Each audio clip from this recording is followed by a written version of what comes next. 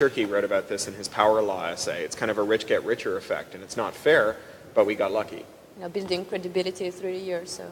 And there's somebody that wants to know what's your typical day? Well, it's really changed because I moved back to London 10 days ago. But when I lived in LA, the last couple of months that I lived in LA, after I finished, I was in LA all last year teaching. And then I finished teaching in May, and we left in August because my wife, her job went through till August. So I just hung around at home. And I would get up about 5, and I'd answer email till about 6, and then blog till about 7. Make breakfast, wake my wife up, feed her, and then we would go to yoga class till 8, and then I'd come home and answer all the email that had come in the meantime. And then I would blog for another 2 or 3 hours, and then I would write articles, books, and so on, and then I would typically do any kind of review reading I had in the afternoon, and then I'd blog some more, write some more, have dinner, and go to bed. I go to bed about 9, I get up about 5. And missing? And that's all going to change again because we're going to have a baby in January. So I imagine my typical day is going to be squeeze 10 minutes out between taking care of the baby to do something, go back to taking care of the baby, squeeze out another 5 minutes. Right. I just heard from somebody that was in the session, in the main conference, that a hacker just hacked into your... Yeah, Pablo's hacked my wife. Can you describe what happened? Oh, he told me he was going to do it. I gave him permission. The voicemail systems for American mobile phones and probably a lot of European mobile phones are not very well secured. Their primary security mechanism is to assume that only the owner of the phone can call them with a caller ID number from that phone. So in other words, if they see the caller ID number of your handset, they assume that the phone call is being made by you from your handset. But anyone can make any caller ID number show up as their return number. So all he did was he used Skype to call my landline, my mobile phone number in the U.S. using and show my mobile phone number in the U.S. as the return number, as the caller ID number, and it dumped him immediately into administrative mode. So he changed my outgoing message on my voicemail. Okay. So did you notice some difference in blogging between the U.S. And Europe?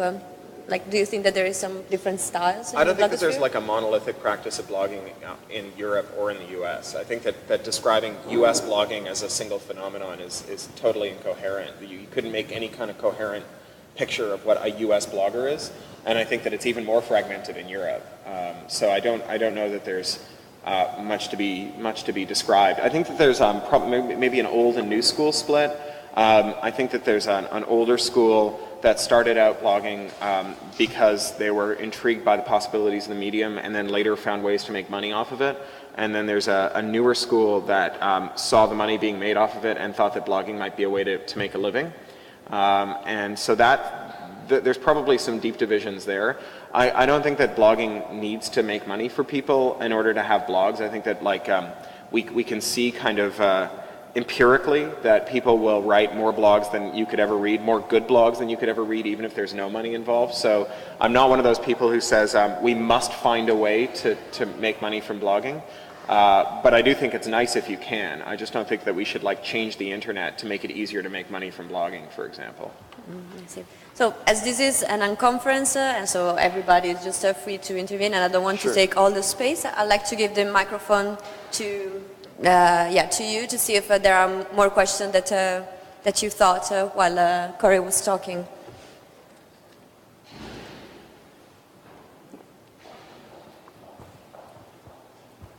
Hi. Is the profit only a reason purpose for existing of the Boing Boing? No, not at all. It's just the reverse. There are lots of ways that we can make lots and lots more money with Boing Boing and that we don't do. Like we could take money from... We turned down, for example, I think it was... I'm trying to remember if it was $500,000 worth of advertising net. That wouldn't have been net to us. That was the gross budget for it from DRM companies last year. From just one campaign where we said we just don't want your money. So there are lots of ways that we could make more money and we don't.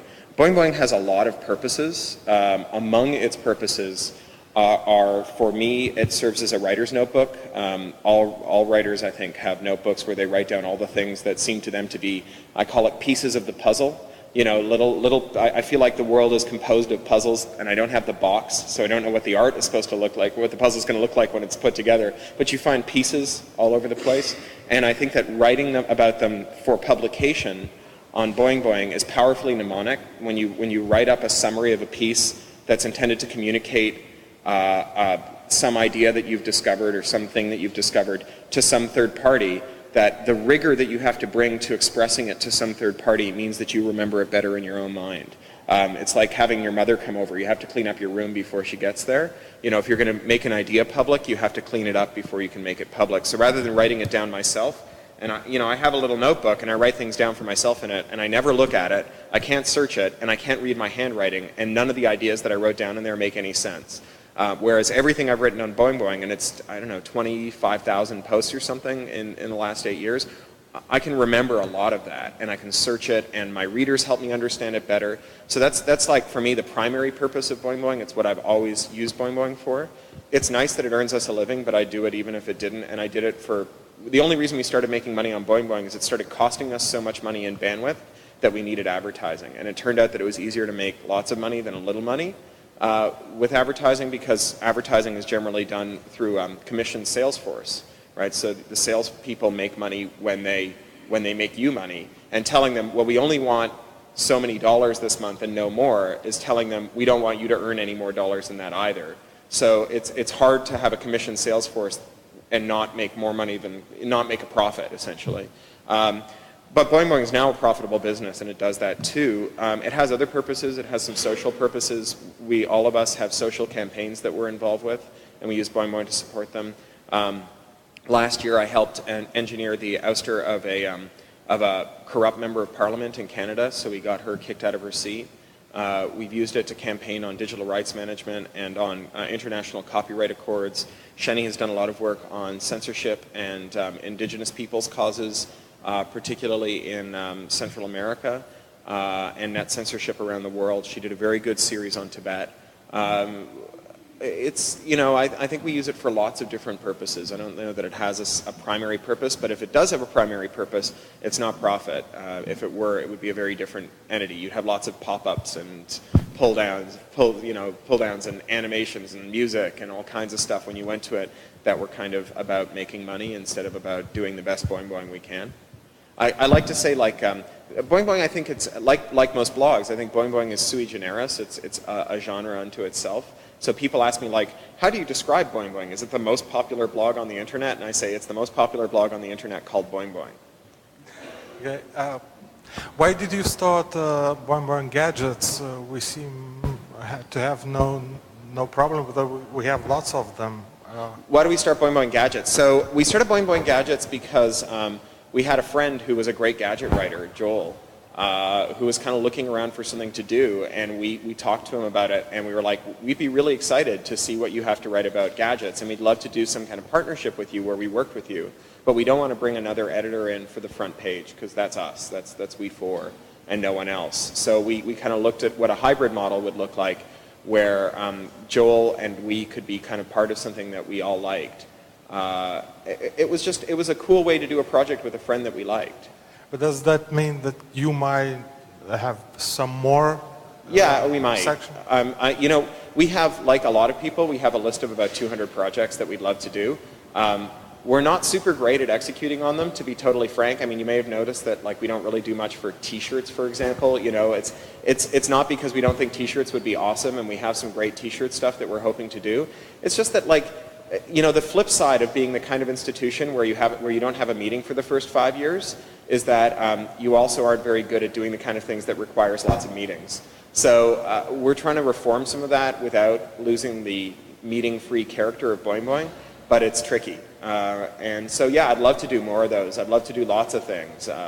More video stuff, more audio stuff, more T-shirts, more cool gadgets. Events. I mean, all that stuff sounds completely great to me.